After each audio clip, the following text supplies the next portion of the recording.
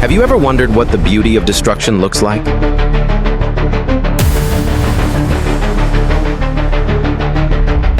And if the universe wanted to erase us, would we dare to answer back? This story doesn't begin with a bang from a gun, but with the collapse of a star. A silent scream across the void, an executioner's song sung in light and radiation. This is the chronicle of our last stand, a battle for the very soul of a planet. There was a time we believed we were masters of this world, a green oasis in the eternal silence. We built sentinels of steel and silicon, eyes that never slept, staring into the darkness. Farthest of all, messengers named Hermes flew into the unknown, searching for answers. But sometimes what they found was a death sentence written in the language of physics. A message across billions of miles bearing not good news, only a countdown. The universe's verdict had been delivered, received in a cavern of our own making. A direct line drawn from a dying star to the heart of our world. No deviation, no mercy. Suddenly, all of humanity shared a single clock, ticking down to a final shared moment. In the face of oblivion, our divisions became meaningless. A single command was given.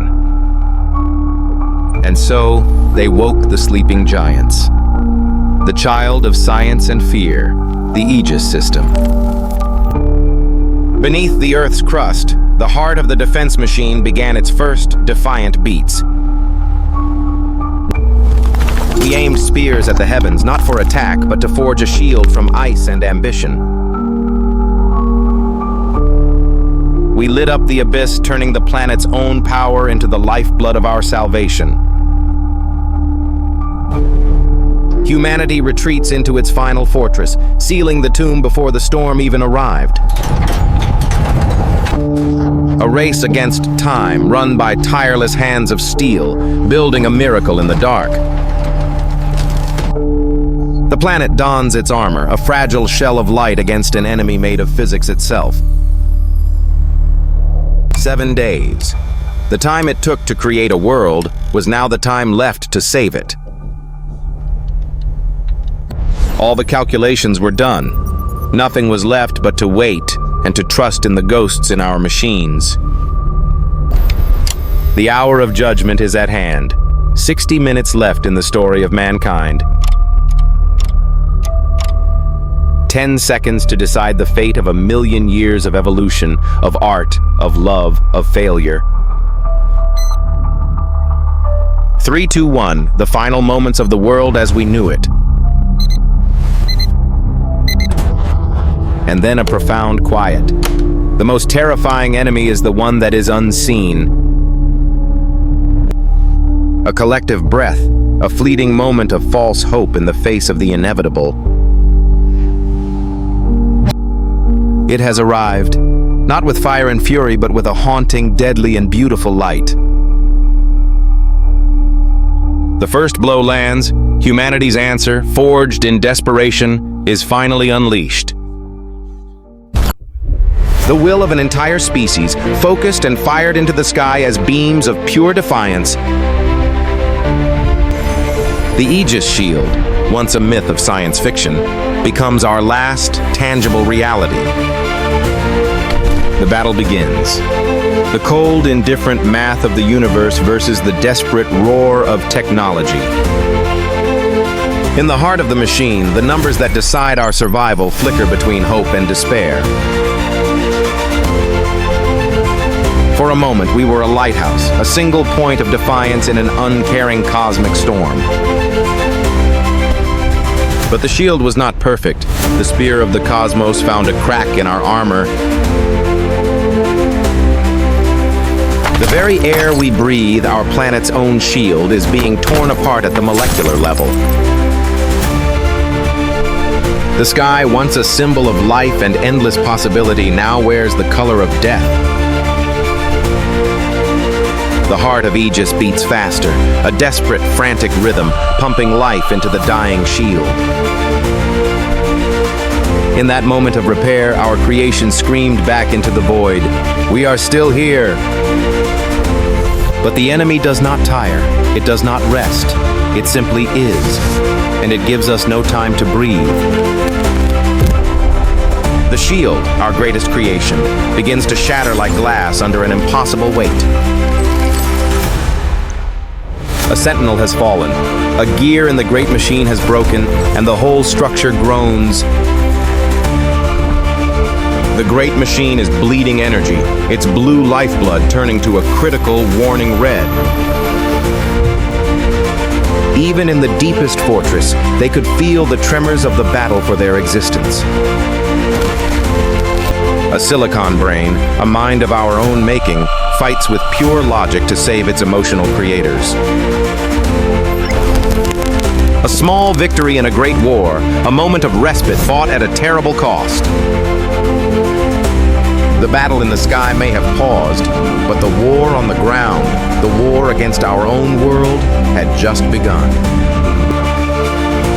Ultraviolet radiation, the silent second enemy, was poisoning the very cradle of life. A permanent scar, a cosmic tattoo, had been carved upon the face of our home. The machine, our savior and our shield, was exhausted. Its power was fading. The sun, once our source of life, was now a source of poison, an unfriendly star in the sky.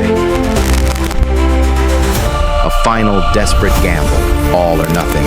Our last spark against the infinite dark. The moment of truth, a silent, blinding flash where our will met the universe's law. The shield was broken. The armor was gone. We were naked before the cosmos.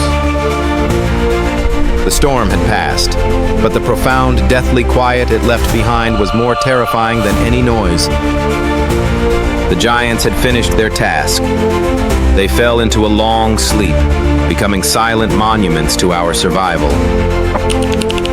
We had won the battle against the storm, but perhaps we had lost the war for our world. The planet's tears, its rivers and lakes had finally run dry, leaving only cracked earth. These are the relics of a civilization that once reached for the stars, now grounded in a brown haze. They had survived, but the beautiful blue world they knew, the world they fought for, was dead. Years passed in a quiet tomb of our own making, waiting, healing, hoping.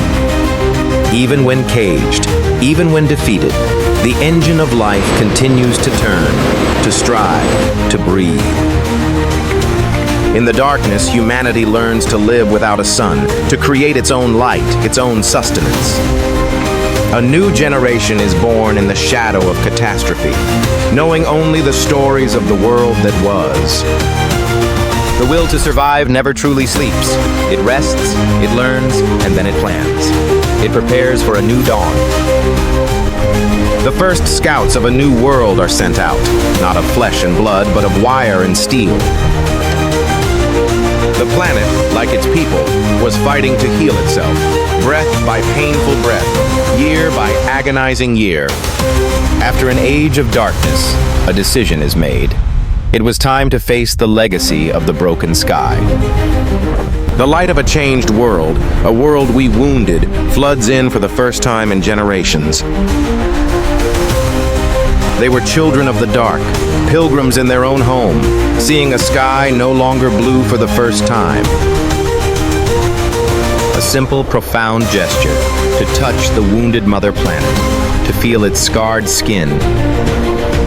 They looked upon the tombstone of the god that had saved them, a rusting monument to their own desperation. The second great mission begins, not to defend a world, but to resurrect a planet from the dead.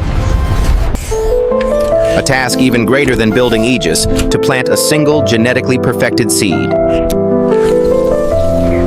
We learned to build new oases, small, fragile shields not of energy but of glass and hope.